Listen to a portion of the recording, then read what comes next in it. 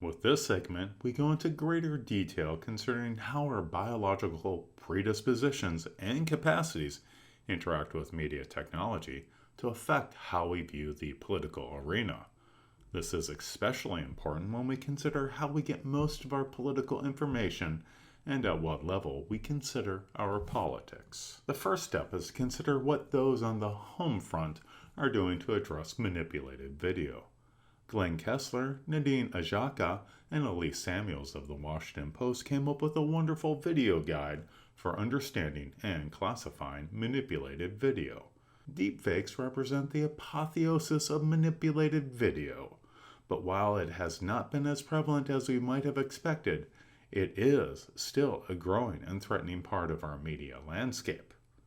That said, as we have seen in this class, multiple experiments considering the influence of preconscious primes by cutting out video frames, as well as facial microexpressions by political leaders, and other forms of stimuli have been carried out and inform our understanding. The information derived from such experiments certainly matters in a world where our evolved capacities to choose leaders, which are based upon ongoing face-to-face interactions, is mismatched with how we experience our leaders in mediated circumstances and are having parasocial relationships with them. Certainly, new technologies provide us the opportunity to be more subtle in our deceptions both in our science and everyday life. But the truth of it is, deception is timeless. It is up to us to deal with it. When video is not altered but presented in a way that lacks or misstates the context, it is referred to as missing context. Here, misrepresentation can occur by sharing a brief clip from a longer video that does not reflect the event as it occurred. When unaltered video is presented in an inaccurate manner that misrepresents the footage and misleads the viewer, often by using incorrect dates or locations to subverting context, this is referred to as isolation. Deceptive edits occur when video has been edited or rearranged to affect how individuals interpret information. Omission happens as a result of editing out large portions from a video and presenting it as a complete narrative. Splicing occurs when editing together disparate videos that fundamentally alter the story that is being told to make a politically advantageous point. Malicious transformation occurs when the video has been manipulated to transform the footage itself. Currently, most of the emphasis is on the fabrication aspect of deepfakes. This is not to dismiss the threat posed, but doctoring a video has been an ongoing theme for a very long time. In the study I present here, Carl Sr. and I aim to understand how different types of observable audience responses affect appraisal of United Kingdom populist Nigel Farage. We look at background variables we consider important, namely whether the participants are from the United States or the United Kingdom, and then their political ideology.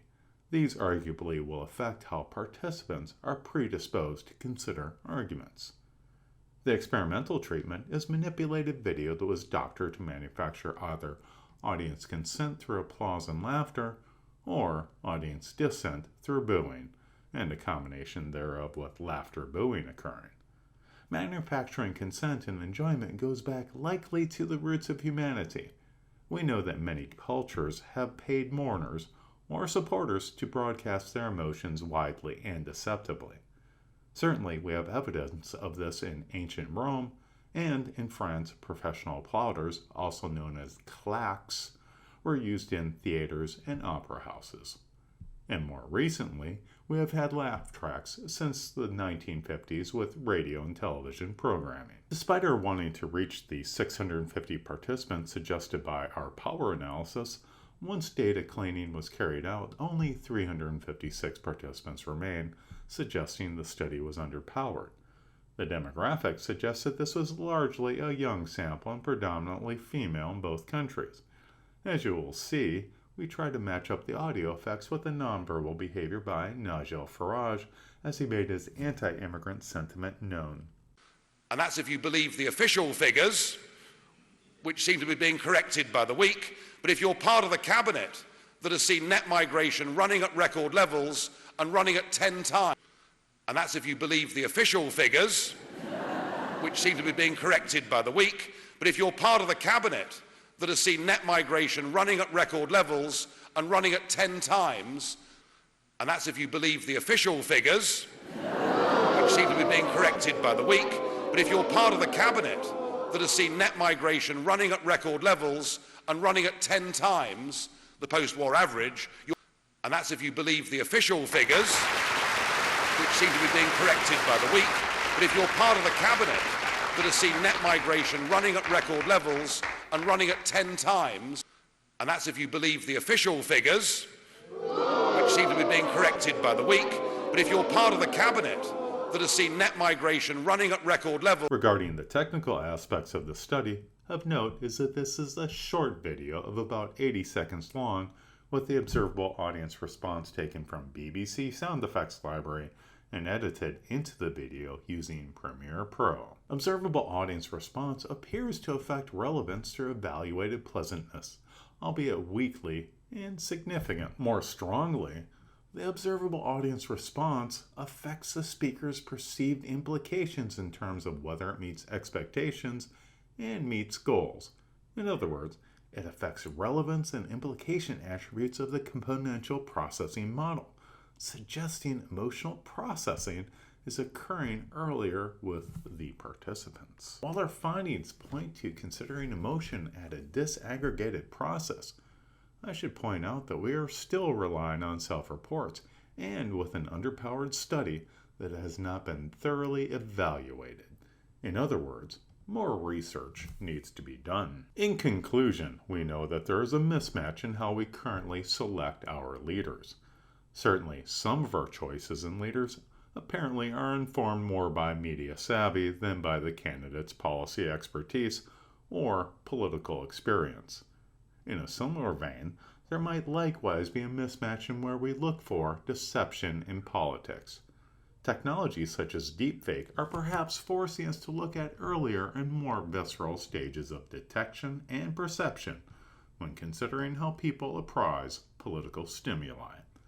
In other words, instead of considering the normative significance of politicians' statements, media manipulation may be forcing us to consider the appraisals that are likely liminal in regards to our consciousness.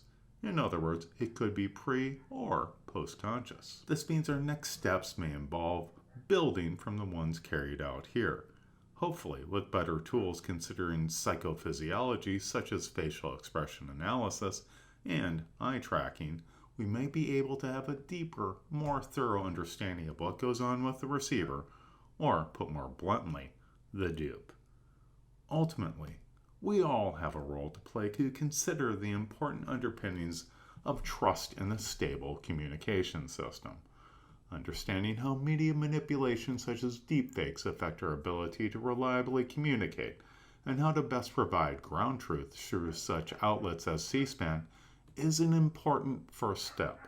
But beyond that, we should also consider more closely the evolved propensity to be or not to be deceived, especially as new tools and technologies allow deception to occur more easily.